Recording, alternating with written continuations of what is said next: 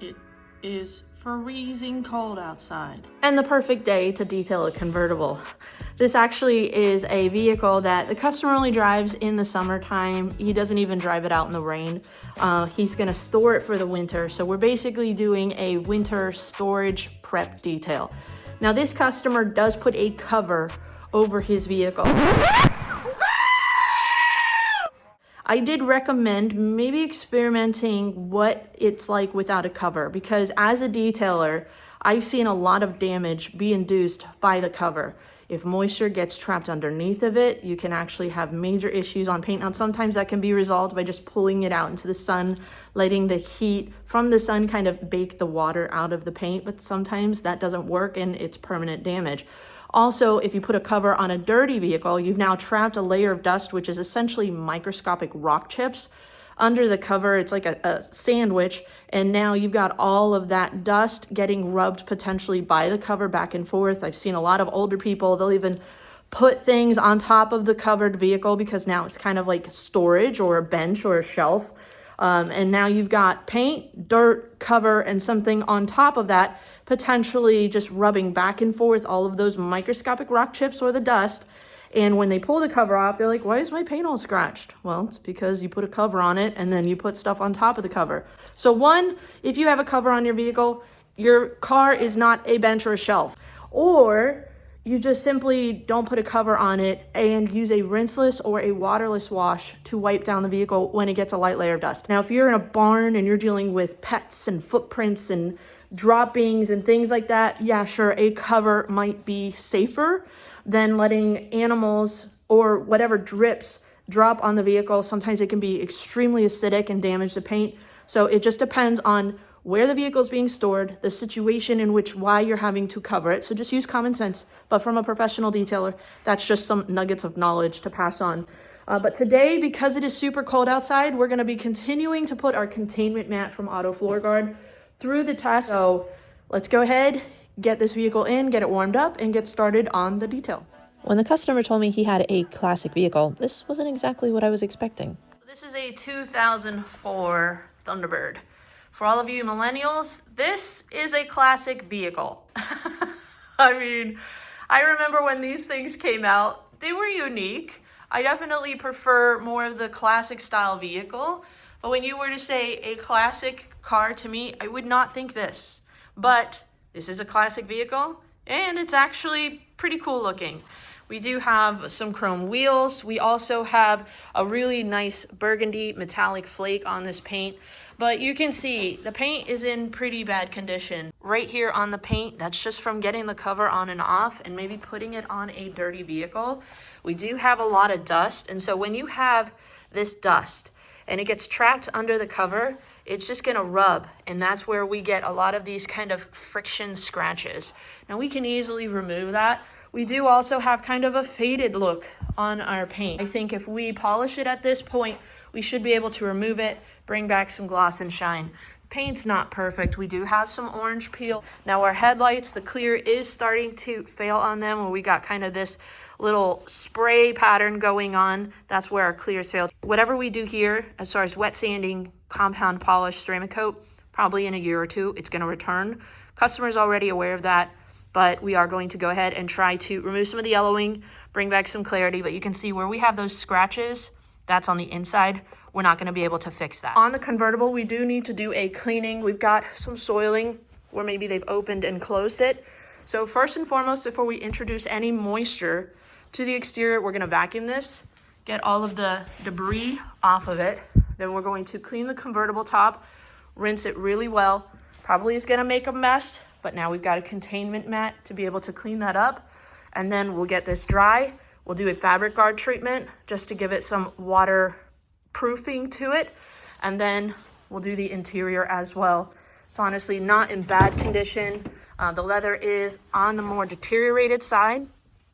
So we're not gonna be super aggressive. I don't wanna damage or remove dye. So we're gonna do a gentle cleaning on this leather. Get our mats, 1, 2, 3 sets of mats. Why? Why, folks? If you have these, pull these out, because now I have to clean 6 mats.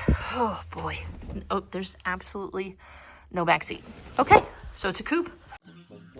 So because this interior is a little bit more on the older side, as well as we have some issues with our leather where the clear coat and color has started to come off, we will take a more delicate approach on this interior. But delicate doesn't always mean not effective. It just means we're going to use cleaners that are a little bit more safe for these sensitive finishes. Now, interior, I feel like I have a good plan of action. Exterior wise, we're going to have to assess after we do our rinseless wash how much of the contaminants have come off with our mineral deposits. And then once we do our test spot, that will determine, one, how soft or hard this paint is and what level of correction we're going to be able to get. We're only doing a one step because of the customer's budget, but this vehicle has never been polished. And you can see where maybe they've rubbed up against the car cover where we had some dirt on it. There's some major defects that we need to address. So hopeful we're going to be able to get a good bit of correction with just one step, but that's all going to be determined by what type of paint we're dealing with, whether it's soft or hard.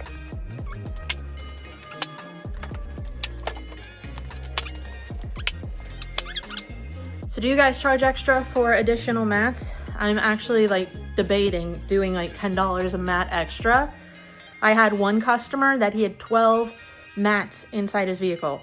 He had actually taken his wife's mats from her car and threw them in there last minute just so that way I'd clean them too. And I was like, nah, you're getting charged. So 6 mats for a coupe. What are we doing? A majority of this is just going to be brought up with a really good vacuum. Fortunately, older vehicles have really nice carpet. They actually have carpet. Newer vehicles nowadays, it feels like it's more like artificial turf. So using detailing brushes and vacuums, we were able to get a majority of the dirt up. We're also going to very precariously but gently vacuum some of the pet hair from our roof. The only area that was a little bit more stubborn was our trunk, where we had some pet hair that just didn't want to come up due to the thicker carpet. But with our various pet hair brushes, we were able to get everything nice and clean for the customer. Once done vacuuming the interior, now we're going to vacuum our convertible top using a bristle brush attachment. This is going to remove any dust and loose contaminants from our convertible top. That's important. We're going to basically address this convertible top like we would an upholstered surface. Remove as much loose oiling as possible before we introduce moisture, so that way we can get better results. And just be mindful when you're doing this to keep the hose away from the paint so that way you don't drag it across the surface, scratching the vehicle. And to clean our convertible top, we're going to use some of my favorites from 303. Their Tonneau Cover Convertible Cleaner and their Stain Guard. Now, if you're doing this on a convertible top, I always pre-spray everything down with a hose. For this, we're just using my Fantic sprayer. And it is recommended that you do this out of direct sunlight just to not let your products dry on there too quickly. We're going to come in.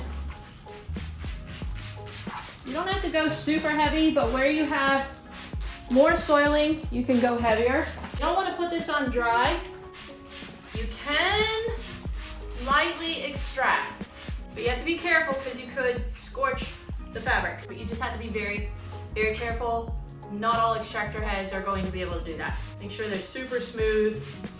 Sometimes you can't remove all of the soiling and stains. This is a really thick material, and dirt is going to lie in different directions based on the weave of the fabric. So we're going to scrub it really good with a stiff brush in multiple directions. Don't scratch paint. Try to not let this chemical kind of sit on the paint. That's why we pre-sprayed it with water to dilute it if it does get on paint. And we're going to rinse this really well when we're done. So whatever stiff brush you're using, make sure it's clean. If you've had one for tires, do not use a tire brush. This is dedicated for fabric, and it is clean. You don't want it to be so stiff that it's going to scour the material, but you want it to be stiff enough to go after this material.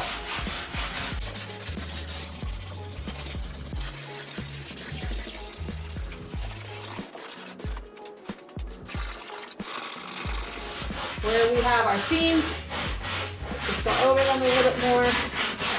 And you can see, it may not get 100% of some of the heavier stuff, but it's gonna look more consistently clean and just a lot brighter.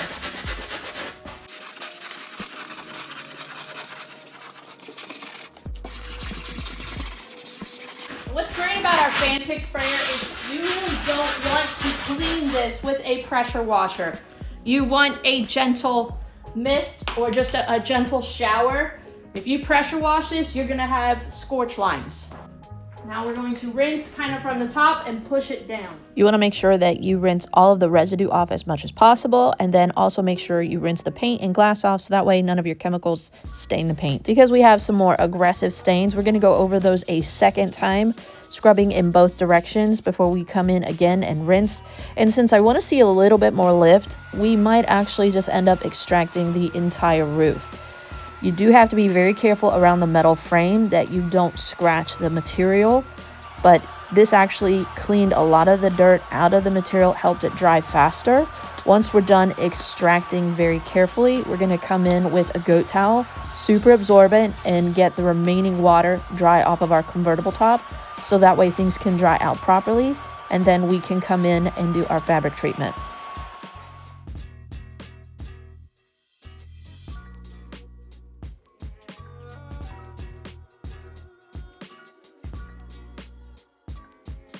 Next up, we're going to start working on our headlights, and this was probably the most stubborn area of the vehicle to clean because the failed clear coat was super difficult to remove with our rounded headlights and not wanting to damage the paint. I did have it taped off, but the wet sanding kind of just dissolved all of the tape, so we just had to be super careful. I ended up having to go all the way down to 1000 grit, then 1500, then 2000, 3000. Then I did a heavy compound with 3D extra cut compound and then a polish, and I still was struggling going back and forth with wet sanding some of the clear coat near the very edge. But for the most part, I feel like I was able to get as much of the failed clear coat off of the vehicle. It just took a lot of steps, a lot more time. I think honestly it probably would have been cheaper and a better result if the customer just replaced them. But at least we've been able to remove the failed clear coat, remove some of the yellowing, and give them back more clarity. Now that we're done with our convertible top and our headlights, we're going to start working on our tires and wheels. I'm working with Quiver Brake Wheel and Tire Cleaner. It's actually a really nice wheel cleaner. I wouldn't say it's the strongest of tire cleaners, and especially a lot of my older customers love solvent-based tire dressings just because it's higher gloss, lasts longer, but they tend to be more aggressive to remove. So we at least were able to clean them properly with our tire cleaner and clean our chrome wheels really nicely with brake. We're going to also use brake to clean our rubber mats, and then we can go ahead and get started on the paint. So since we don't have a hose and we don't have a drain, we're going to pre-spray the entire vehicle down with our rinseless wash. I'm working with the McKee's 37, their N914 rinseless wash, and that will help soften and loosen any of the dust that's on the vehicle. Then we can come in with our rinseless wash in our bucket and our rinseless sponge and very safely wash this vehicle. For many of my customers who maybe are considering, is a car cover safe? This is actually the wash method that I would recommend for your vehicle versus having to put a car cover on it, because we can clean light dust very safely with a rinseless wash. Now, because we are going to be polishing the paint, I am not too terribly concerned about marring because we'll be able to remove that with our polish step. I'm going to come in and do a very quick clay towel treatment that's going to remove any bonded contaminants on the paint. There wasn't much, but there was a little.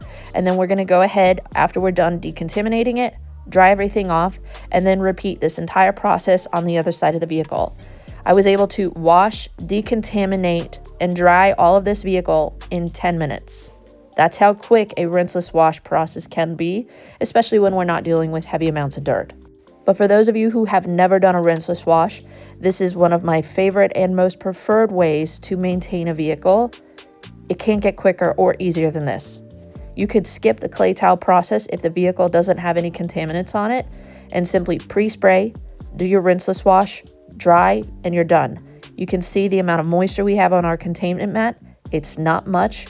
With the containment mat, makes it far more manageable. But even if we didn't have the mat, you can mop everything up with your drying towel when you're done. And it's a great way in the comfort of your garage to clean your vehicle. It's 1:47. We're done with vacuuming. We did our mats, we did our tires and wheels, we did a wash, we did a decontamination. We also cleaned our convertible top. This is mostly dry. So we could technically come in with our fabric guard, but I can see areas where I did my rinseless. We just have a little bit of overspray. So we're gonna give that some time just to set up. We also did an initial wet sanding of our headlights. They were really, really bad. It took a lot longer than anticipated. I had to remove all that clear coat. Now that we've gotten them compounded and polished, we're gonna scuff them up again. I know that sounds crazy, but we're using the Cerakote headlight wipes, and they need a scuffed up surface in order for the essentially clear coat wipe to bond to it. But I don't like the 2000 and 3000 grit than white, because sometimes I find that it doesn't finish down well enough. You can kind of still see scratches. So I always wet sand, compound polish, and then do a quick 3000 grit just to kind of scuff it up, and they have a more clear appearance. These aren't going to be perfect. It was really hard to get in along the lip, just because I didn't want to damage the actual paint. You can see because it's circular, really hard to kind of polish and sand in there. So we did as good of a job as we can. So we're going to go ahead, scuff those up. We're going to polish the paint. And then when we're done polishing, we can apply our clear coat wipe, apply our ceramic spray coating.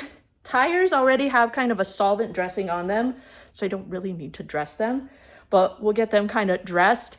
Do our door jambs with our rinseless wash, get the interior done. We're doing pretty good on time. We're having to book it, but it's essentially 2 o'clock and I've got 2 hours to get all that done. We're not going to get it done, which is okay. But if I can at least get the headlights, the paint polished, the door jambs done, tomorrow we can finish up the interior, apply the ceramic spray coating. That should take me maybe an hour and a half and be done. So here's our test spot, and I'm happy with that. That is more than I thought we were going to get.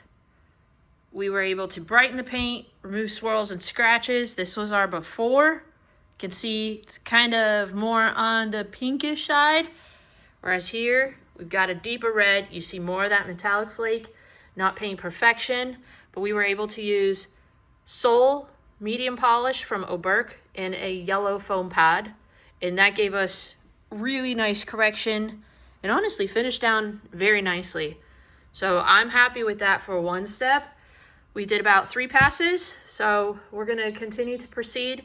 Paint on this is anywhere from 3.5, 4, even 5 mils, but these panels here are not even registering on my paint thickness gauge. I'm gonna assume they are not of the metal substrate that I normally could detect, but our doors, our rear panel was. Obviously here again, we weren't picking up any sort of reading, so either we've got kind of fiberglass panels or plastic panels, but we're gonna hopefully be able to knock this out in under an hour. But I'm really happy with what I'm seeing here with our test spot. Thank God we were able to figure it out. First pass, first polish, first pad. This was a little bit of a different body vehicle than I'm used to polishing. We had a lot more rounded edges and just some funky angles that I had to be very mindful of when polishing, that I didn't burn those body lines. Now I'm using a dual action polisher, a yellow foam pad. So for the most part, it's going to be very forgiving, especially on body lines like that. If we were using a rotary and a wool pad, obviously we might have different scenarios that we have to be careful of, but the dual action polisher was perfect for this type of scenario. We're using my battery powered polisher to just very quickly get around the vehicle. Now, as much as my desire was to perfect the paint to restore this vehicle to its former glory, I wasn't sure if the customer was going to continue his former practices of using a car cover on the vehicle, because if he is, there's really no point in me removing paint, striving for paint perfection. I do want to try to remove the oxidation and just bring back some gloss and shine to this paint, but I get the reality of the situation. This is an older customer. He does use a cane to get around, so the likelihood of him using a rinseless wash to maintain the vehicle is extremely limited. A car cover is just more convenient for him. So obviously we're doing what we can to clean the vehicle properly before he puts the cover back on it, remove some of the oxidation, remove some of the damage from the car cover. And at the end of the day, that's all I really can do, is perform the work for the customer within their budget, educate, and be available if they need me in the future. Now that we're done polishing our vehicle, we're going to apply our Cerakote Clear Coat wipes. This is one of my favorite ways to protect and restore headlights simultaneously. It gives you anywhere from 12 months to 2 years of protection, and voila, they look like new. And before we apply protection to our paint, we're going to go ahead and quickly apply our 303 stain guard to our convertible top. You just want to make sure that you evenly apply this with a light mist. You don't want to go super heavy because you might have some ripples as it dries. And you can actually use a towel afterwards just to kind of rub it in evenly. And then you want to go ahead and just remove any overspray from your paint and glass. And this is just a great way to add some hydrophobic protection to your convertible top to make it easier to maintain. Now, to give our paint some slickness and protection, we're going to apply Adams Graphene Ceramic Spray Coating. On an average daily driver, this is going to last you anywhere from 12 to 18 months. But on a garage queen like this, it could probably last closer to 2 years because it's not driven in harsh environments and not driven in the rain and extremely babied. We're going to apply this like we would a ceramic coating in our crosshatch pattern. And this is kind of an oilier looking product that is going to rainbow as it flashes off. Now, based on humidity and temperature, you want to let it sit on there for 1 to 2 minutes. Since it's wintertime and a little colder in the garage, we're going to let it sit on there a little bit longer. Basically, you want to see a majority of the rainbowing flash off, and then you can come in and level. Super easy to level. And on this red color, you could actually see easily if you had any high spots or residue left behind, because with the rainbowing, it stood out like a sore thumb. You can see how most of our coating is starting to flash off and evaporate. Now we come in and level. Your first towel is going to get a majority of the transfer solution, and then that second towel just leaves behind a beautiful, shiny, glossy finish.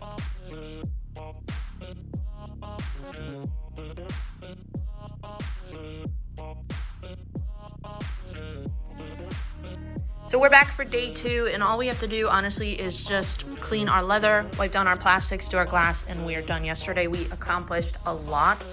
I stopped around 4:30 to get my daughter to basketball practice, but we were able to vacuum out the interior. It had a lot of pet hair.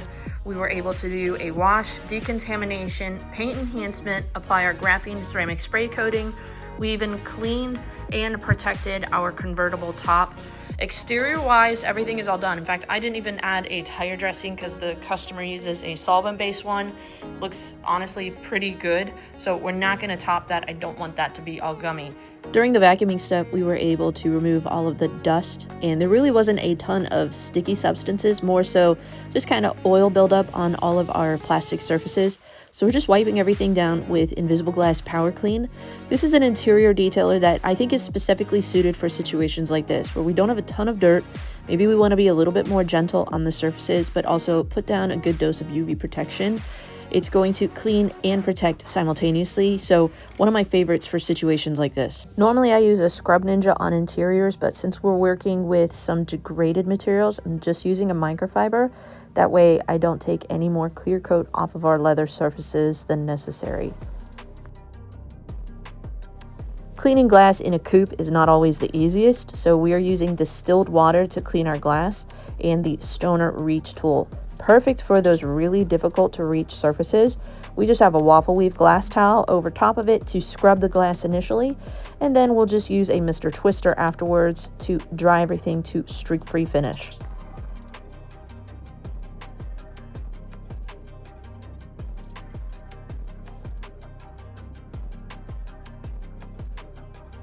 Considering I typically detail daily drivers and more modern vehicles, this was a fun change of pace for me.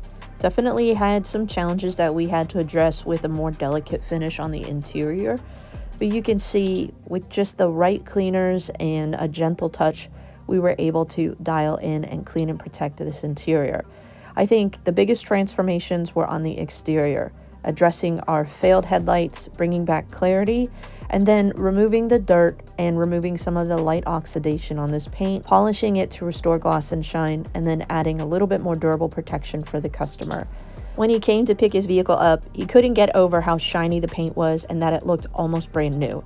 But if you guys enjoyed this video, make sure you give us a thumbs up and that you subscribe so that way you don't miss out on any of our future details.